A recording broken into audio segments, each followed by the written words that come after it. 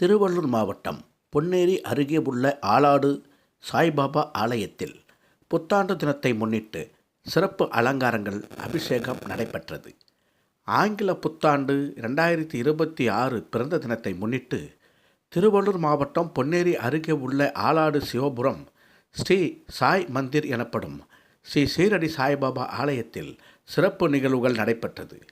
மலர்களால் அலங்கரிக்கப்பட்ட நுழைவாயில் விநாயகர், முருகன், பெருமாள் ஆகிய தெய்வங்களுக்கு முழுக்க முழுக்க மலர் தோரணங்கள், பாபாவின் சன்னதி வரை சுமார் 2 லட்சம் மலர்களால் ஆன அலங்காரம் என ஆலயம் முழுவதும் மலர்களால் அலங்கரிக்கப்பட்டு 4 கால பூஜைகளாக பாலாபிஷேகம் உள்ளிட்ட அபிஷேகங்கள் நடைபெற்றது.